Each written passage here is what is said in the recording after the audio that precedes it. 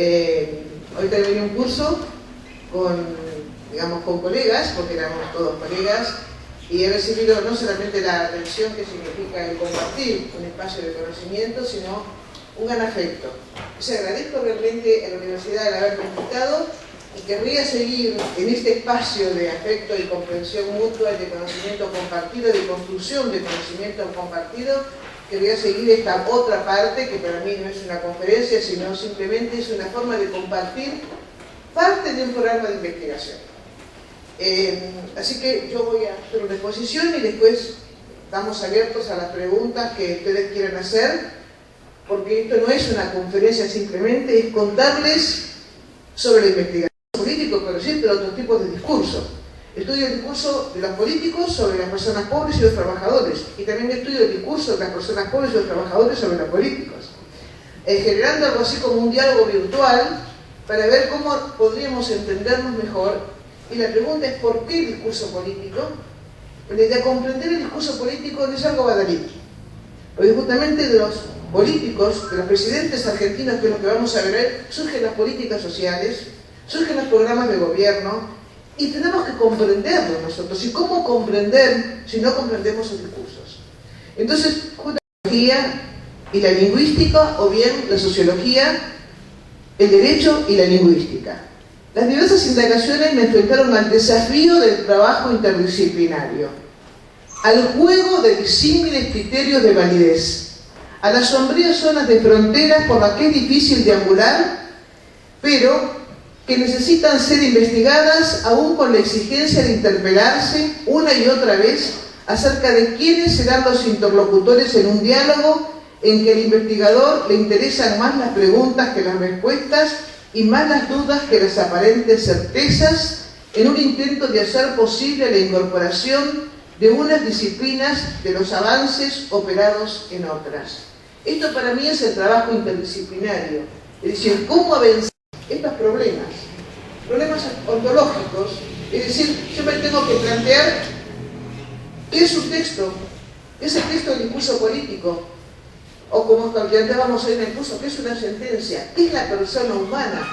Si tengo que plantearme problemas ontológicos, si yo considero que el texto es un objeto externo, yo lo veo como objeto, pero si yo me planteo y presupongo que el texto, como pienso desde el paradigma interpretativo, que es una construcción, y que ese texto genera comportamientos en los demás, es decir, que un texto, como un texto del discurso político, como una tendencia judicial, tiene efectos perlocucionarios, es decir, genera modificaciones en el comportamiento, esa característica ontológica que yo le atribuyo al texto que estoy estudiando, o a la persona, o a la situación, va a generar también diferentes problemas epistemológicos.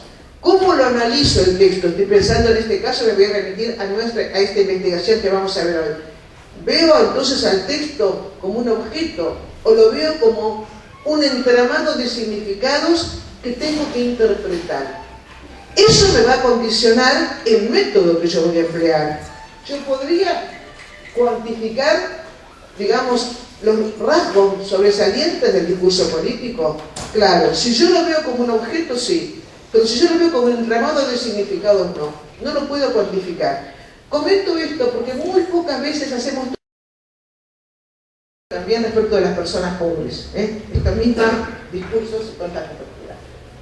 Fíjense, hasta ahora, habíamos dicho, hasta Cristina, que los hablantes construyen su identidad positiva oponiéndola a la identidad negativa de los, digamos, de los residentes del pasado. Si yo hubiese verificado esa teoría, que es no hubiese encontrado con la diferencia del discurso de Cristina. Cristina no. Entonces, para respecto de Cristina, tuve que dividir el pasado reciente del pasado distante. Entonces, para Cristina hay un pasado reciente con el que señala continuidad, y el pasado distante empieza en el momento en que su esposo asume el cargo. Para ella, el pasado reciente empieza con Néstor. Y el pasado distante es el que es anterior a Néstor. De esa manera podemos hablar de 10 años de logros. ¿Por qué? Porque con esta forma de construir la temporalidad, personianamente, la construcción subjetiva del tiempo, permite sumar los logros. de un periodo a otro periodo. Entonces, acá tenemos una construcción distinta de la historia. Hay una diferencia, Cristina. Entonces, oposición-imagen, tenemos un antagonismo entonces entre el pasado distante y el pasado reciente. Y este antagonismo está dado por los términos, digamos, el pasado, los términos son crisis, recesión, desindustrialización, de cómo el discurso político representa a los trabajadores y cómo representa a las personas pobres. Entonces, mi gran preocupación es, ¿el discurso político respeta la dignidad? ¿Qué dignidad? ¿Qué identidad? ¿Se entiende esto? Entonces, constantemente uno se va interpelando acerca de cómo juega lo ético en la producción del discurso y cómo juega lo ético en ese otro que es producido, en este caso, en el discurso político, a través del discurso. Entonces, yo lo que propongo, en la mayor parte de esta situadas. No es lo mismo entender el discurso de Alfonsín en el 89 que el discurso de Kirchner en el 2003. La situación había cambiado. Veníamos de distintos momentos históricos. Entonces no puedo tomar el texto aislado, tengo que situarlo para comprenderlo. Y eso lo vamos a ver después juntos. La sociedad como construcción. En esa sociedad como construcción donde todos que estamos acá somos parte de esa construcción, lo que le importa al conocimiento dinámico es la producción del conocimiento, no su reproducción. Por eso es un conocimiento dinámico. Nosotros, aunque sea acotadamente, con pequeños conceptos, vamos a ver que hay algún concepto que podemos crear, hemos podido crear, tratamos de producir conocimiento y no reproducir conocimiento dado. No me importa si realmente en nosotros es inclusivo o excluyente en el discurso político. Quiero ver cómo lo usan nuestros presidentes. Entonces, de una manera, lo que importa es la propia del conocimiento estático y la validez epistemológica es la que yo llamo la propia del conocimiento dinámico. Lo que importa no es tener criterios a priori para la validez, digamos, de nuestros textos, en este caso el discurso de nuestros presidentes, sino tratar de ver qué pasa con cada texto y cómo construyo elementos de criterios de validez al interior del sentido construido en cada uno de los textos, lo que no es sencillo, porque me determina que las mismas palabras, y vamos a ver enseguida eso, tengan distinto sentido, digamos, contenido semántico, distinto significado, aunque sean las mismas palabras. Entonces, mi propuesta epistemológica es la validación iguales y diferentes, somos esencialmente iguales en dignidad y únicos existencialmente, porque cada uno de nosotros tiene una propia, digamos, biografía, una propia trayectoria, una propia historia. Entonces, para hacer válido el conocimiento de acuerdo con esta epistemología, nosotros tenemos que reconocer lo ilimitado de la identidad esencial, del componente de la dignidad, y lo conocible, aunque particularmente único, de la identidad existencial. Y mostrar lo restringido del conocimiento científico para captar lo inconmensurable de la identidad del sujeto, de los sujetos con los que trabajamos. Esta epistemología no solamente se emplea cuando uno trabaja con un texto, es decir, pensando en esta epistemología en relación con quién produce el texto, sino también pensamos cómo el hablante produce al trabajador. Cuando produce textualmente, porque es una producción textual el trabajador, vamos a ver ahora, es una producción textual, respeta la identidad esencial, respeta la dignidad de la investigación. En realidad, ¿cuál es la pregunta de investigación que motivó esta investigación?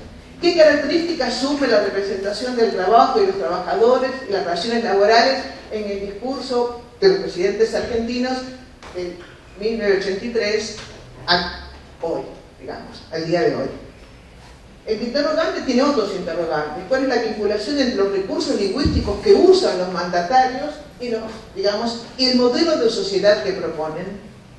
Porque acá lo vamos a ver enseguida, que vamos a ver recursos lingüísticos y justamente vamos a ver también para qué se los uso. Es decir, en realidad, se vincula las estrategias lingüísticas de los hablantes con las estrategias políticas, con las propuestas que los hablantes realizan. ¿Y cuáles son las particularidades más salientes que asemejan o diferencian a los distintos textos? ¿En qué se parece el texto de Cristina al texto de Duhalde, el texto de Duhalde al texto de Alfonsín? Eso existe, nadie se ofenda, por favor. Pero nuestro trabajo es mostrar que hay un discurso constituido en el discurso político también. Y nosotros somos todos ciudadanos y es importante que conozcamos todo esto. Dos mensajes de elevación del proyecto de reforma laboral de Kirchner y Dualde porque estoy trabajando con el mundo del trabajo.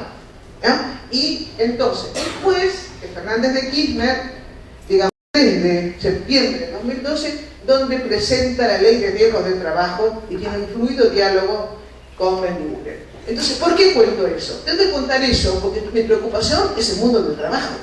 Entonces, fíjense ustedes, el corpus es al azar para los que tienen problemas con la metodología, bueno, los corpus, cómo se construyen, y en algunos casos es por propósito la muestra del corpus, porque justamente estoy trabajando en el mundo del trabajo. El proceso de, digamos, de reforma laboral que he estudiado durante mucho tiempo, aquí es análisis sociológico, lingüístico y jurídico al mismo tiempo. O sea, los procesos de reforma laboral, como los que vengo estudiando hace mucho tiempo, son multidisciplinarios, así que esto es lo que les quería contar. En análisis sociológico, lingüístico y discurso, ¿qué son los modelos interpretativos? Estos modelos suponen alguna forma de sociedad y de forma de organización social, una forma de diferenciación o jerarquización entre los miembros, hay estructura, hay clases, hay sectores, hay categorías, son presupuestos. Van a ver que los presidentes no coinciden en la forma en que ellos presuponen, algunos sí, otros no, en que está dividida o jerarquizada la sociedad. Algunos suponen el orden, en realidad no pasa con nuestros presidentes, que ningún presidente nuestro supone el conflicto, todos suponen el orden y la armonía, ¿no?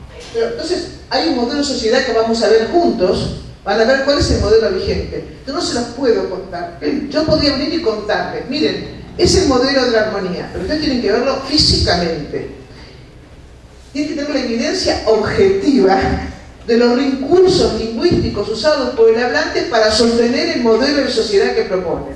Esta sería la idea, ¿no?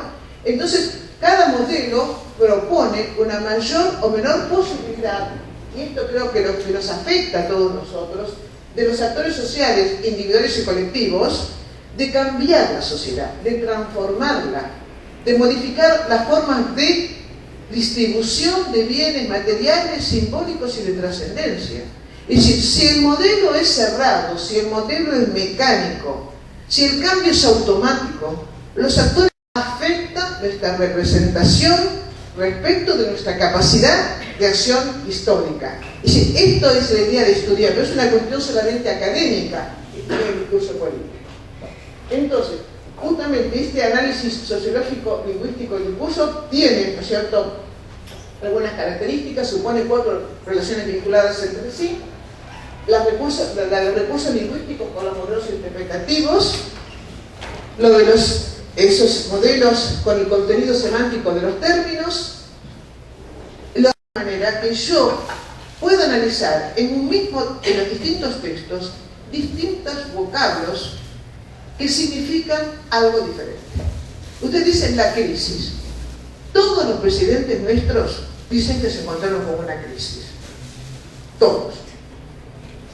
Usted dice crisis, sí, crisis. Según la propuesta que va a ser para el presente y el futuro.